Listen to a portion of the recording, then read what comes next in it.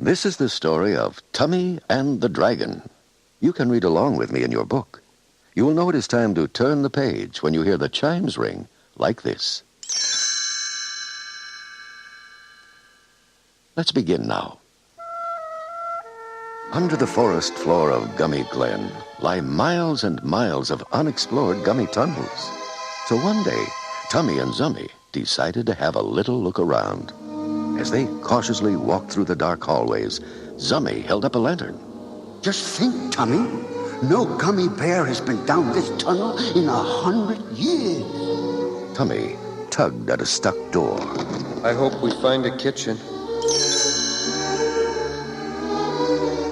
The door suddenly gave way, and the two bears fell through. They tumbled into a large cavern-like room. Tummi sat up in front of a tall machine that had a coiled spring and a big metal foot. Wow, what's this? Zummi read a dusty sign on the contraption. Look, this was built by the great gummies themselves. Tummi, where'd you go, Tummi? Zummi looked up to see Tummi in the driver's seat of the machine, playing with the buttons and levers. Great gummy berries. Don't fool with it, Tummi. Oh, this is so old it probably doesn't even work. See? Nothing happens. The contraption shot high into the air. The machine started back toward the ground, and the big metal foot almost crashed down on Zummi. Then it sprang back into the air. Switch it off, Tummi. I can't.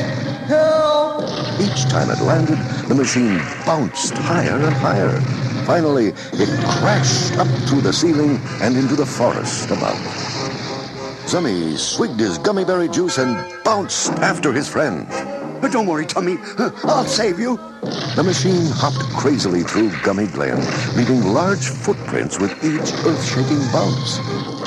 Zummi finally caught up and bounded alongside. He pulled and tugged on the door, but it was jammed. Between bounces, poor Tummi called out to him. I'm not having a good time. Hang on, Tummi. I'm gonna get help. Below, in the Gummi kitchen, Granny was tasting a bowl of porridge. Suddenly, the ground shook, and the porridge splashed all over her face. Down the hall, Gruffy was relaxing in a warm bath. He and the bathwater shot out of the tub, then sloshed back down. The gummies rushed outside, where they were met by Zummi. Quick! Tummi's trapped in an old gummy machine that's shaking the forest. Gruffy scowled. Aha! He's been playing with things he shouldn't. Well, what are we all standing around for? Let's go rescue him! Meanwhile, Tummi yanked frantically at the levers. Maybe this will shut it off. The machine only bounced higher and faster. It bounded through a farmyard, careened through a canyon, and hopped through a swamp. Soon covered with mud and branches, it began to look like a terrible beast. Deep in the woods, Sir Tuxford and his squire, Unwin, were awakened by the sound of stomping and yelling. What's going on out there? Before Tuxford could find out, the machine crashed down into their tent. It snagged a rope, lifted the whole tent to the top of a tree, and left it dangling in the branches. Sir Tuxford struggled to get out of the hanging tent. Who dares challenge the right arm of King Gregor? Come back, villain! When he finally poked his head out, he caught a glimpse of the mud-covered machine hopping off into the woods. It's a dragon! Suddenly, the branch snapped and the tent crashed to the ground. The frightened knight and his squire raced back to Dunwyn Castle.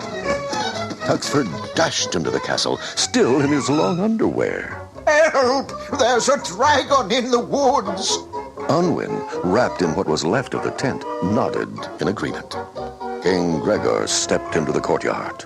Is this one of your tall tales, Sir Tuxford? There hasn't been a dragon in Dunwyn for ages.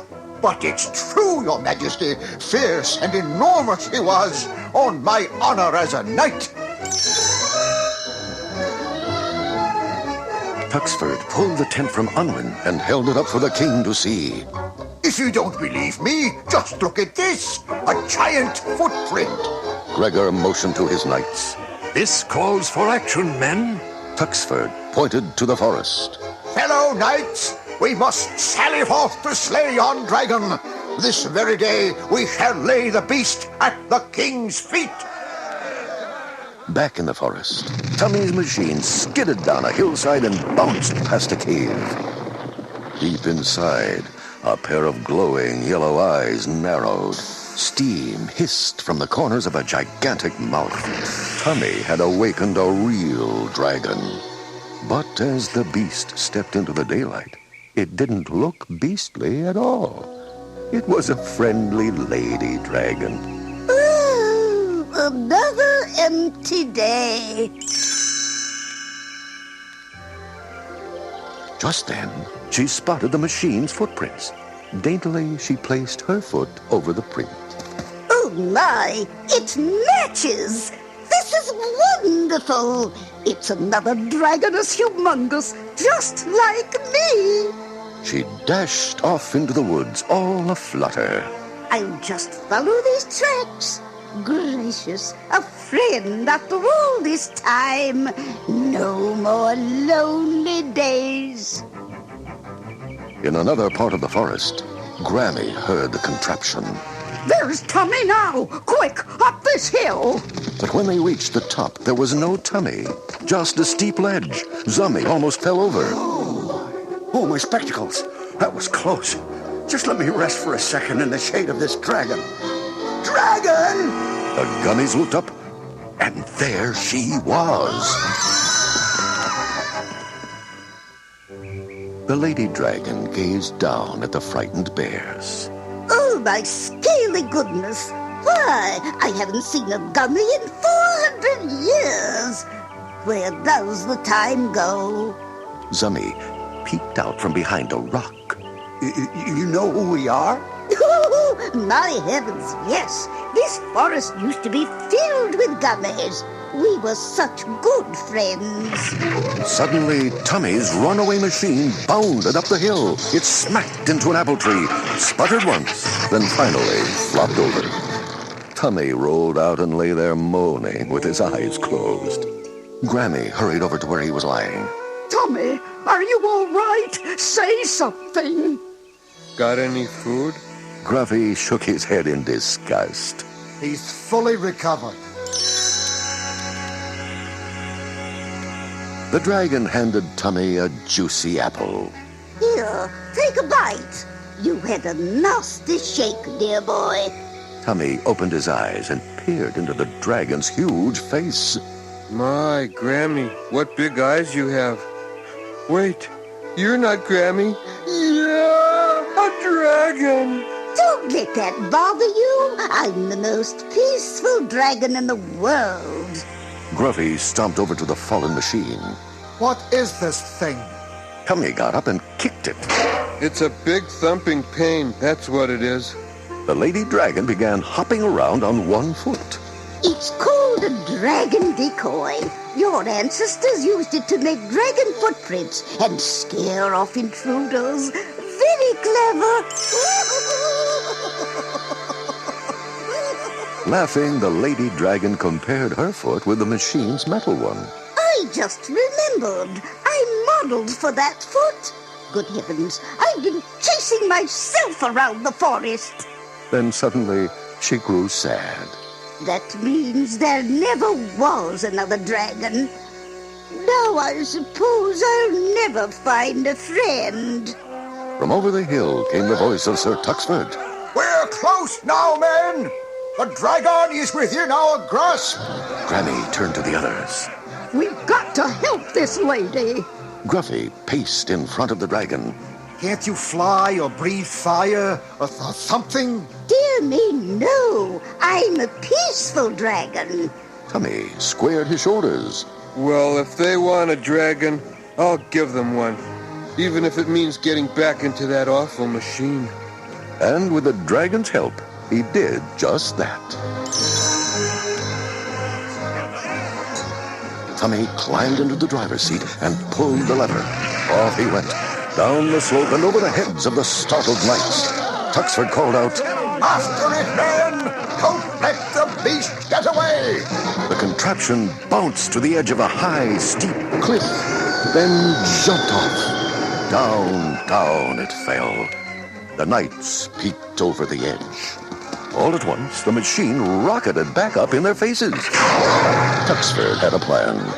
All right, men. We'll push this boulder over the edge and squash the beast.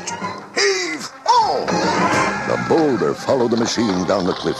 Just before it struck, Tummi leaped unseen from the driver's seat. Wow, that was close. Thinking they had destroyed a real dragon, the knights proudly carried the metal foot back to King Greco. Safe at last, the lady dragon invited the Gummies to her cave for tea and biscuits. Oh, goodness, that was more fun than I've had in 100 years. I'm so glad I have you for friends. And Tummi, thank you for the wonderful rescue. Tummi blushed. Oh, it was nothing. That's just 'cause we heroes are brave. Brave and noble. Brave, noble, and handsome. Brave, noble, handsome, and hungry. Pass the biscuits, please. That was the end of the story. If you would like to hear it again, turn the tape over. Turn the tape over. Turn the tape over. Turn the tape over. Turn the tape over. Turn the tape over. Turn the tape over.